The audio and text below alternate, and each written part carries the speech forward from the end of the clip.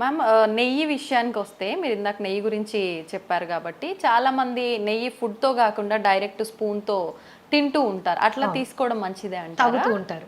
Yeah yeah ఎందుకంటే ఆవు నెయ్యిలో ఉండేటటువంటి గుణం ఏంటి ఉందంటే ఇట్ ఈస్ అ వెరీ అది అది డైజెస్ట్ అయ్యాక మనకి బ్యూట్రిక్ యాసిడ్ ఫామ్ అవుతుంది. ఓకే. అందరికీ తెలుసుకోవాల్సిన విషయం ఏంటంటే మన మొత్తం మాయల పకీరు ప్రాణం చిలకలో ఉన్నట్టు మనిషి యొక్క ఆరోగ్య రహస్యం అంటే మానసిక ఆరోగ్యం కానీ శారీరక ఆరోగ్యం కానీ మన పొట్టలో పేగుల్లో ఉందన్నమాట.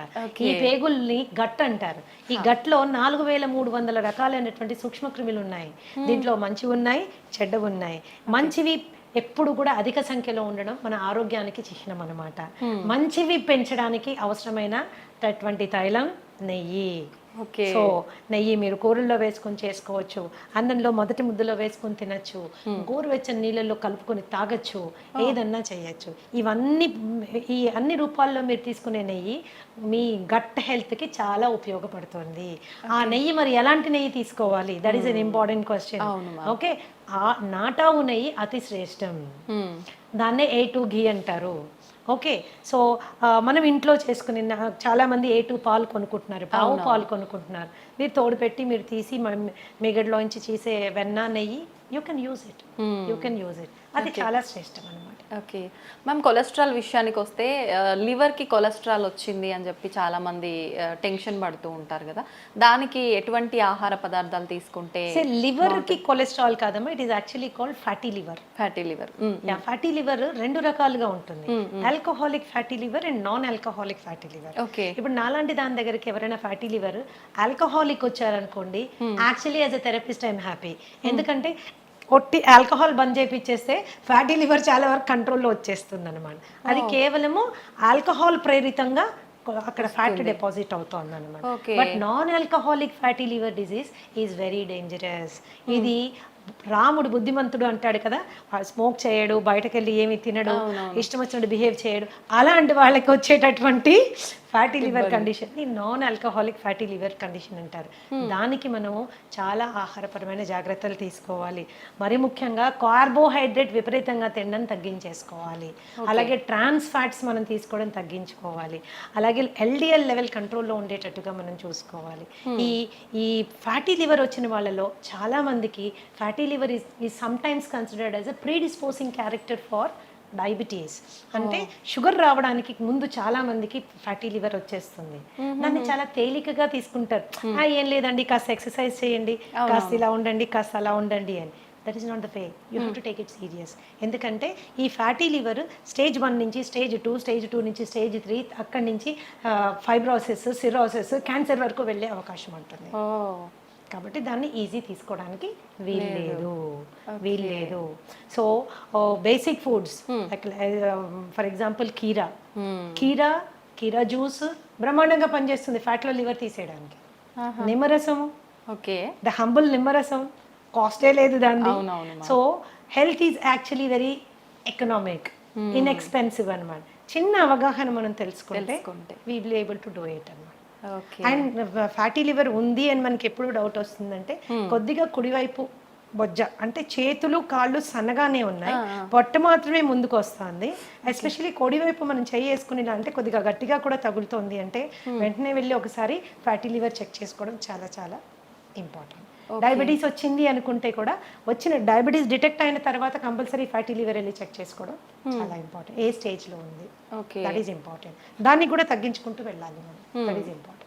ఇది కూడా మోతాదు ఏమైనా ఉంటుందా మ్యామ్, పర్సంటేజ్ ఫ్యాటీ లివర్? అట్లా కాదంటే మీరు అల్ట్రాసౌండ్ అబ్డామెన్కి వెళ్ళినప్పుడు వాళ్ళు చెక్ చేసి మీకు గ్రేడ్ చెప్పేస్తారు.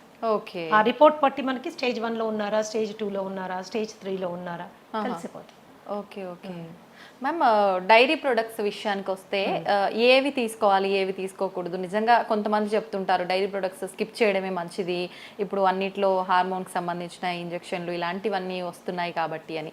నిజంగా ఏవి తీసుకుంటే బాగుంటుంది మ్యామ్? నేను గతంలో కూడా చాలాసార్లు చెప్పానమ్మా. చాలా మంది వాదనకి కూడా దిగుతారు. మన తాతలు, తండ్రులు, ముత్తాతలు అందరూ పాలు తాగారు, ఇప్పుడు మీరు ఎందుకు చెప్తున్నారు పాలు తాగకూడదని? పాలు డెఫినెట్ గా ఇట్స్ ఏ హోల్సమ్ ఫుడ్.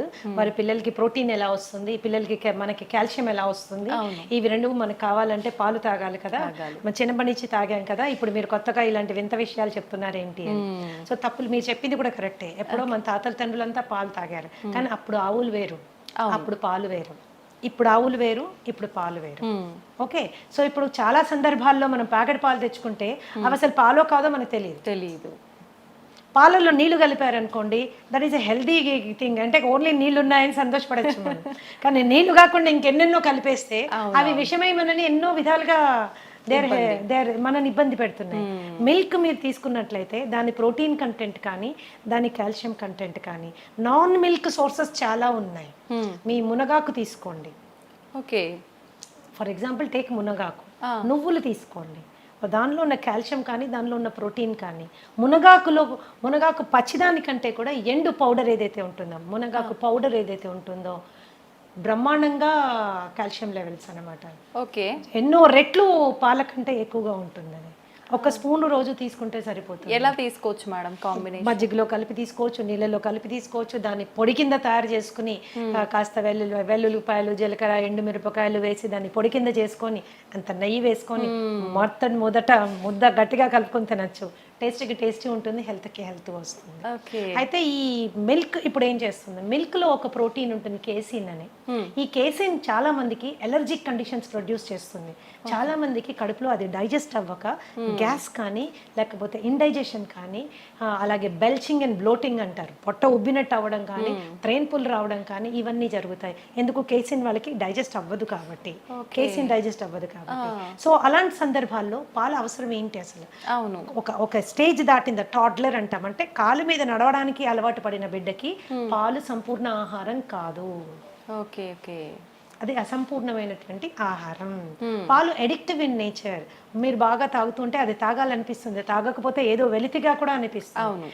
దానికంటే ఆరోగ్యకరమైన ఫుడ్ మనకు ఉన్నప్పుడు, దానికంటే మనకి బలవర్ధకమైన ఆహారం మనకి అవైలబుల్గా ఉన్నప్పుడు మనం దానికి ఆప్ట్ చేసుకోవచ్చు కదా.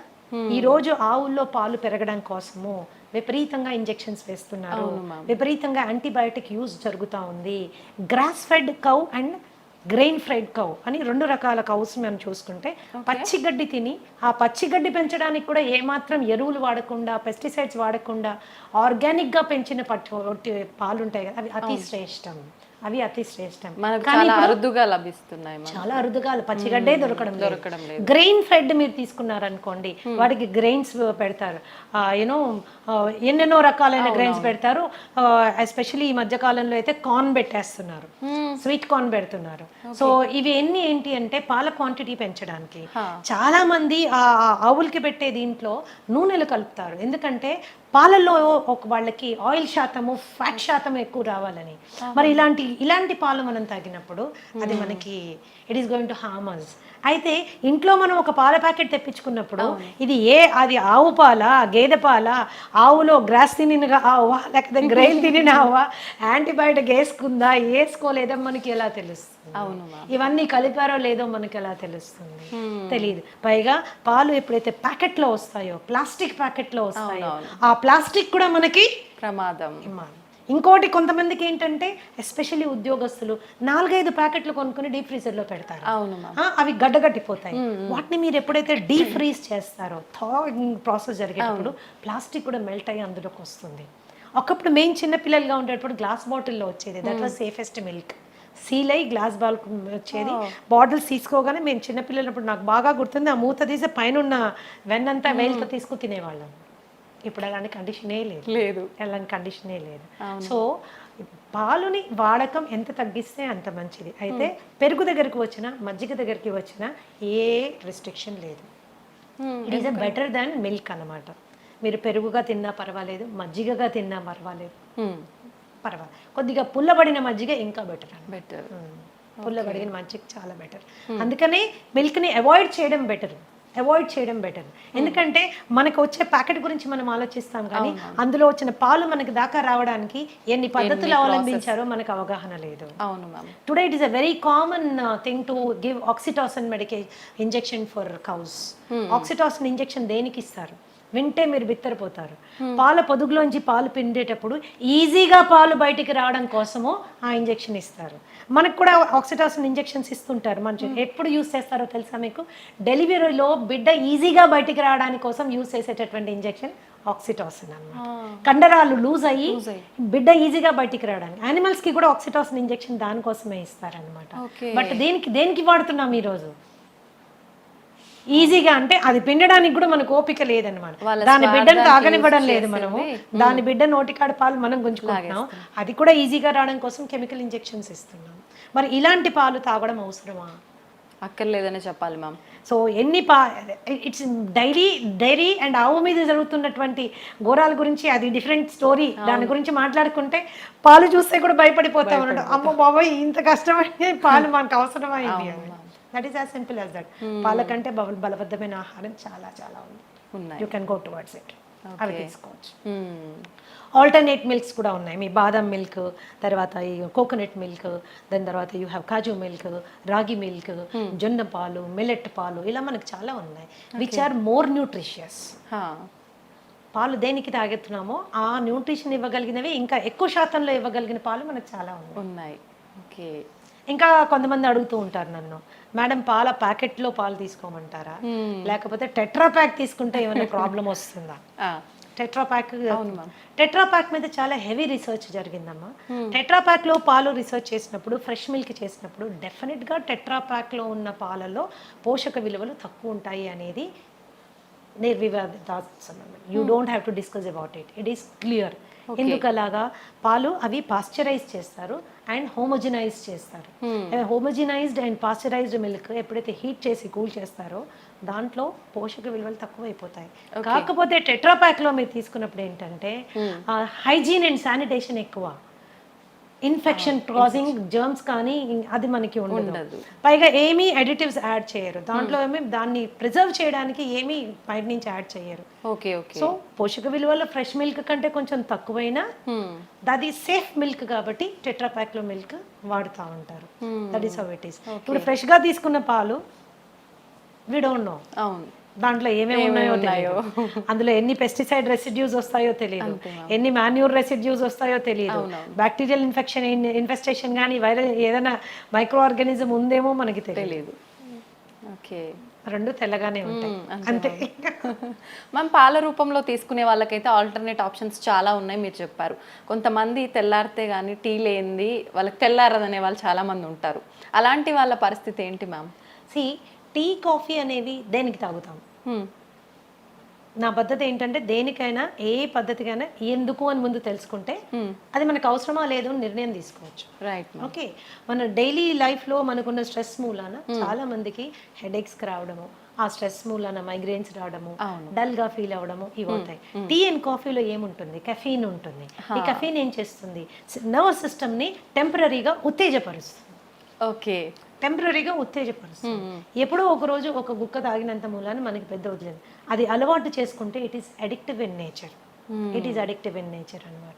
సో టీ మంచిదా కాఫీ మంచిదా అని కూడా కొంతమంది అడుగుతుంటారు. దీంట్లో నేనేమంటానంటే మీరు పాలు షుగర్ లేకుండా ఏది తాగినా మంచిదే. Okay. Black tea black coffee ఏది తాగినా మంచిదే. ఇంకా మీరు బ్లాక్ టీని చాలా లైట్ గా చేసుకొని దాంట్లో కొద్దిగా నిమ్మరసం యాడ్ చేసుకొని కొన్ని నానబెట్టిన సబ్జా గింజలు వేసుకొని దాంట్లో కొద్దిగా ఒక 2 or 3 leaves ఆఫ్ మింట్ అంటే మన పుదీనా కట్ చేసి వేసుకొని తాగండి. అద్భుతంగా ఎంజాయ్ చేస్తారు. And maybe 1 or 2 times tea తాగడమే ఇంపార్టెంట్ అనుకుంటే బ్రహ్మాండమైన ఆరోగ్యం ఇచ్చే అద్భుతమైనటువంటి పోషక విలువలు ఉండేవి బొచ్చడని టీస్ ఉన్నాయి. For example green tea is the best tea. Okay. Green tea అంటే డిప్ టీ కాదండి. గ్రీన్ టీ ఆకులు తెచ్చుకోవాలి, ఒక చిన్న ఇన్ఫ్యూజర్ కొనుక్కోండి. అంటే ఒక కప్పులో ఇంకో కప్పు ఉంటుంది, దానికి చిన్న హోల్స్ ఉంటాయి. దాంట్లో మనం గ్రీన్ టీ లీవ్స్ ఒక స్పూన్ వేసుకుని హాట్ వాటర్ వేసుకుంటే ఇన్ఫ్యూజ్ అయ్యి the best thing will come on. Green tea is anti inflammatory and it is anti cancerous. మన మెటబాలిజంకి చాలా బాగా పనిచేస్తుంది. It is good for everything. కానీ ప్రతిదీ తీయగా ఉండాలంటే కష్టం. ప్రతిదీ తీయగా ఉండాలంటే మనకి కష్టం. సరే తీయగా ఉండాలి అనుకుంటే మీరు దాంట్లో న్యాచురల్ రా హనీ వేసుకోవచ్చు. బట్ అది ఇంకొక స్కామ్. ఆ. మనకి ఏది హనీయో ఏది బెల్లం మడ్డో ఏది చక్కెరపాకమో మనకి తెలుసుకోలేము, అంత టైం కూడా లేదు. That is how it is. Organic గా చేసినటువంటి బెల్లం పౌడర్ కొంతమంది వాడుకుంటారు, ఓకే, పర్వాలేదు, అది కూడా పర్వాలేదు. As long as remaining conditions అన్ని నార్మల్ గా ఉన్నప్పుడు మనకి ఇవన్నీ పెద్దగా కాంట్రిబ్యూట్ అవ్వాలి. రిమైనింగ్ కండిషన్స్ నార్మల్ పెట్టుకోవడం చాలా ఇంపార్టెంట్. ఎన్నో రకాల టీ ఉందమ్మా. ఫర్ ఎగ్జాంపుల్ హైబిస్కస్ టీ అని ఉంటుంది, మందార పువ్వులు ఆకులు రెక్కలతో చేసింది. జాస్మిన్ టీ ఉంది. There are so many teas. మేమైతే మా ట్రీట్మెంట్ ప్రొసీజర్స్లో దాదాపుగా నేను 25 రకాల టీలు వాడతాను.